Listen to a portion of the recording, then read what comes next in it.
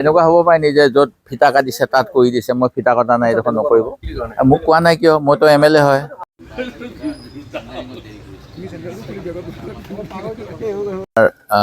অখিল গগৈ কৰিলে আৰু মোৰ পাৰ্টটো মই কৰা নাই বগী দলৰ পৰা, কিন্তু মোক নালাগে, কামটো হ'লে হৈ যায়। সেইকাৰণে হা অধিবাসিকা কৰিলে নি? আচ্ছা, এজন MLA বাদ দি 4জন 3জনে কৰিলে আৰু এজন নন MLA। এনিৱে এইখিনি এতিয়া কি কৰিব পাৰিব? এইখিনি ছাৰ এই স্ক্ৰেপ দি এইখিনি ঠিক কৰিম বুলি কৈছে। কেতিয়াৰ পৰা কৰিব? সোনকালে লাগে, নহ'লে গালি খাব। মই লগত এনেই গালি খাম। ইয়াৰ নুলিয়ালৈকে মানে আমাৰ স্ক্ৰেপ দিও একো লাভ নহ'ব। কালি আমি কৰিলোঁ, 3 গাড়ী স্ক্ৰেপ পেলাইছোঁ। কিন্তু তুমি কোন হয় ইয়াৰে? তুমি কণ্ট্ৰেক্টৰ ৰিপ্ৰেজেণ্টেটিভ। কি নাম কণ্ট্ৰেক্টৰ? এই নগা নে কি কয়? আচ্ছা, আজি ইমান দেৰি কিয় কৰিলে? তেওঁ গোটেইটো কাম কৰি আছে নেকি? এনেকুৱা হ'ব পাৰে নি যে য'ত ফিটা কাটিছে তাত কৰি দিছে, মই ফিটা কটা নাই, দেখোন নকৰিব। হা, মই ফিটা নাই কটা, ৰাইজৰ চৰকাৰী কাম কৰি থাকিলে হ'ল।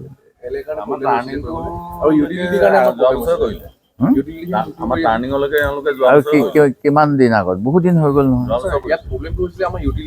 মোক কোৱা নাই কিয়? মইতো MLA হয়। মইহে MLA, ময়ূৰভোগন নহয় ন এতিয়া। মোক ক'ব লাগে কিবা প্ৰব্লেম হ'লে। মই ৰাইজক ভোটটো লৈছোঁ, মোৰ দায়িত্ব এটা আছে সেইকাৰণে। কিন্তু মোক নক'লে মানে মই নিজে আগবাঢ়ি নাযাওঁ আৰু। মই চৰকাৰক ভৰসা কৰোঁ ন, চৰকাৰখন কাম কৰিব বুলি ভৰসা কৰোঁ। সেইকাৰণে এতিয়া কি হ'ব কোৱা? এতিয়া মটৰ চটৰ লগাই সিঁচাই দিয়া পানীটো, কিনা কথাটো।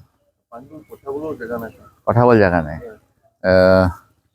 মানে ছাৰ এইখিনি এনফৰ্চমেণ্টৰ প্ৰয়োজন আছে। মানে 12 মিটাৰ আছেতো টোটেল।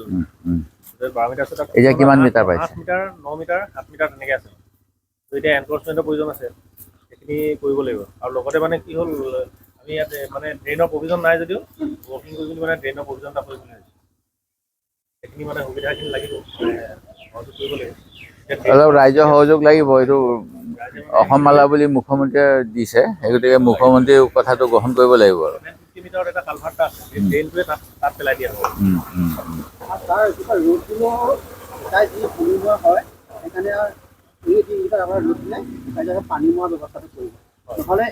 এতিয়া বাৰু ৰ'দ এতিয়া নাহে, এতিয়া বাৰিষা বতৰ আৰু ইমান দিনলৈকে নৰয় আৰু কামটো হৈ যাব। খালি যেনে তেনে এতিয়া, কিন্তু এতিয়া আপোনালোকে যাব পৰা কৰি দিয়ক দেই। আচ্ছা, আৰু আমাৰ গৌৰৱপুৰটোতো ইমান দিন হৈ গ'ল, এইটোও বেয়া হৈ আছে ন টাউনৰ ডোখৰ। গৌৰৱপুৰটো কৰাই দিয়কচোন ইমিডিয়েট, সেইডোখৰ একে হৈ আছে। আৰু সিটো ধুধুৰালি কোনে চাই? আমি চাম আপোনালোকৰ। আমাৰ কল্যাণীৰ ওচৰত থানামুখত গাঁত হৈ গৈছে, এইবিলাক আকৌ একে কথা হৈছে। মোৰ ঘৰৰ ওচৰত নাই, বহুত দিন হ'ল একে প্ৰব্লেম হয়। অকল CM আহোঁতে অলপ ভাল হৈছিলে, মুখ্যমন্ত্ৰী চৰাইদেউলৈ গৈছিলে কিবা এটা হেৰিটেজৰ ফলক এখন উলিয়াবলৈ, তেতিয়া অলপ মিহি হৈছিলে, আকৌ বেয়া হৈ গ'ল। সেইখিনি আপুনি সোনকালে কৰাওকচোন। চব দিম কৈছে। আপোনাৰ ঘৰটো কোনডোখৰত? বেয়া নাপায় যদি আপোনাৰ ঘৰতে এখন মিটিং কৰাই দিব ৰাইজক, কোনোবা এটা দিনত। মই নাহিলেও হ'ব, আপোনালোকে SDO নম্বৰ লৈ ল'ব, গাঁৱৰ মানুহক গোটেইখিনি বুজাই দিব, এইখিনি গোটেইখিনি। আপুনি কি নাম আপোনাৰ? ৰমেন গগৈ। গাঁওবুঢ়া নি? গাঁওবুঢ়া নি? বৰ ভাল হ'ল। গাঁওবুঢ়া আছে, গাঁওবুঢ়া নম্বৰ লৈ লওক আৰু গাঁওবুঢ়াই এখন মিটিং কৰি দিব। কেতিয়া দিব পাৰে আপুনি মোক জনাব। মই যদি থাকোঁ আহিম, মই নাথাকিলেও কোনো কথা নাই। তেখেতসকলৰ যিটো মনৰ কথা, আৰু গাঁওবুঢ়া সহায় লাগিবই। কৈছে মুখ্যমন্ত্ৰী ডাঙৰীয়া বুলি আটাইতকৈ ডাঙৰ ৰাস্তা কৰিব বিচাৰিছিলে, সেইকাৰণে ডাঙৰ কৰিব পৰা নাই। অকণমান আপুনি সহায় কৰিব লাগিব, ইফালে ঠেলিব এইফালে ঠেলিব। মই চাৰ্কুল অফিচাৰক কৈ দিম। হ'ব, আৰু ড্ৰেইন দিব লাগিব ইয়াতে। হ'ব, তেতিয়াহ'লে আপোনাক দায়িত্ব দিলোঁ এইখিনি। মই চিনি নাপাওঁ গাঁওবুঢ়াক, সেইকাৰণে মই আজি কৈ দিলোঁ আৰু। হ'ব দেই। তেতিয়াহ'লে এটা মিটিং দিব, মোক ইনফৰ্ম কৰিব। হ'ব বঢ়িয়াকৈ, মই আজি যাওঁ আৰু। আপুনি এটা কথা পাতি লওক কেতিয়া হয়, আৰু মই চাৰ্কুল অফিচাৰক কৈ দিছোঁ। আৰু মথাউৰিটোও ভাঙি গৈছে বুলি কৈছে। মথাউৰিটো ভাঙি যাব পাৰে নি? আপুনি চাই পেলাই হেৰিক কৈ দিব, চাৰ্কুল অফিচাৰক, মণ্ডলক, যাকে কয়। মই এতিয়া ৱাটাৰ ৰিচোৰ্চৰ ইঞ্জিনিয়াৰকো কৈ যাওঁ মই। এইটো কাইণ্ডলি চাব দেই, মানে নহ'লে চৰকাৰৰ বদনাম হ'ব। মোৰতো বাৰু বাদ দিছোঁ, মই কৰিব। মই এতিয়া এই নাজিৰা টাউনৰ গাঁওবুঢ়াৰ লগত আছোঁ, ৰমেশ গগৈ। এই ঘৰটো হ'ল আপোনাৰ এই যিখিনিতে, আপুনি চিনি পাব আৰু, আপোনাৰ ৱাটাৰ ৰিচোৰ্চৰ। আৰু SDO PWD দুইজনকে মই লগত থৈছোঁ। এই আপোনালোকৰ মথাউৰিটোৱেদি ট্ৰাকবিলাক গৈ আছে কাৰণে এতিয়া মথাউৰিটো খহিব, ভাঙিব। সেইকাৰণে আপুনি আজি তাতে চাৰ্কুল অফিচাৰক কৈ দিব 144 লগাবলৈ। হ'ব, মই চাৰ্কুল অফিচাৰকো কৈ দিছোঁ। মই এতিয়া SDOকো ক'ম, আৰু আপুনি বাকীখিনি আপোনাৰ দায়িত্ব। এতিয়া চাই পেলাই গাঁওবুঢ়াৰ লগত বহি ৰিপৰ্ট এটা দি দিব, যাতে সেইফালেদি ট্ৰাক যাব নোৱাৰে। হ'ব। 10 ট্ৰাক ফঁচ গया था यहाँ पे, वो बहुत गड्ढा हो गया। तो मैं अभी दोनों इंजीनियर को बुलाया, नाजिरा का और ये जो मेंटेनेंस है शिवसागर का अंदर SDO साहब आए हैं। तो ये अभी टेम्पोरी कुछ डालना होगा इसमें, पहला बात। दूसरा बात, ये लोग बताया कि इस पर ड्रेन का प्रोविजन नहीं था, तो ये लोग ड्रेन अभी डालेगा, नहीं तो ये कभी ठीक नहीं होगा।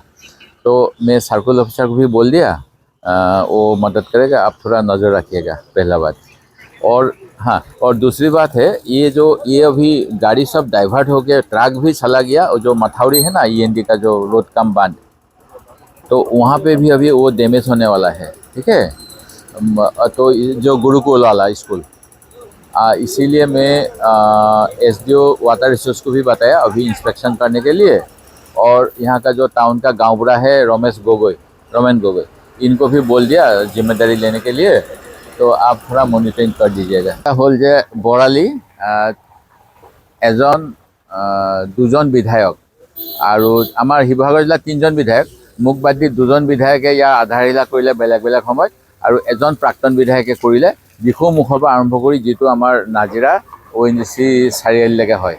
কিন্তু কামৰ গতি অতি লেহেমীয়া হোৱাৰ বাবে আমাৰ নাজিৰা অংশটো যথেষ্ট ৰাইজৰ দুৰ্যোগ হৈছে। যোৱাকালি ইয়াতে 10খনমান ট্ৰাক আবদ্ধ হৈ গ'ল। আজি পুৱাই মই আমাৰ যিসকল বিভাগীয় অভিযন্তা 2জনকে মাতি আনিলোঁ, আৰু কামখিনি কি কৰিলে ভাল ধৰণে হ'ব এই বিষয়ত তেওঁলোকক দিহা পৰামৰ্শ দিছোঁ। ইয়াত মোক জনাইছে যে নলাৰ প্ৰয়োজন হ'ব। স্থানীয় গাঁওবুঢ়াৰ লগত কথা পাতিলোঁ, গাঁওবুঢ়াই কৈছে ৰাইজ মাটি এৰি দিবলৈ আপত্তি নাই, নলা তেখেতসকলকো লাগে, সেই গতিকে নলা দিয়াৰ ব্যৱস্থা হ'ব, যদিও এষ্টিমেটত নলা নাছিলে ৰাইজৰ সুবিধাৰ বাবে। আৰু এইকেইদিন যেনে তেনে গাঁতসমূহ মাৰি দিবলৈ ঠিকাদাৰৰ প্ৰতিনিধিক কোৱা হৈছে। মই আশা কৰিছোঁ তেওঁলোকে ৰাইজৰ কথাটো চিন্তা কৰিব আৰু যাতায়াতৰ সুচল ব্যৱস্থা কৰিব। অন্য হাতেদি ইয়াৰ কাষতে আছে আমাৰ দিখৌৰ মথাউৰি গৰখীয়া দল, এইফালেদি ডাঙৰ গাড়ী যাব নোৱাৰে, সৰু গাড়ীও যাব নোৱাৰে, কিন্তু কিছুমান ট্ৰাক সেইফালেদি গৈ আছে। সেই কথাখিনি মই এতিয়া চক্ৰ বিষয়া, আমাৰ সমজিলা আয়ুক্ত আৰু জলসম্পদ বিভাগৰ অভিযন্তাক জনাইছোঁ, আৰু গাঁওবুঢ়াৰ লগত তেওঁলোকে আলোচনা কৰি সেইফালেও যাতে ডাঙৰ গাড়ী যোৱাটো বন্ধ হয়, যাতে নগৰখন সুৰক্ষিত হৈ থাকে, সেই কথাখিনিও দিহা পৰামৰ্শ দিছোঁ। আৰু মই আশা ৰাখিছোঁ যে এই অসুবিধাটো বিভাগীয় অভিযন্তা, বিভাগীয় ঠিকাদাৰ আৰু অন্য কেতবোৰ কাৰণত যথেষ্ট পলম হৈছে, এতিয়া ক্ষীপ্ৰভাৱে হ'ব।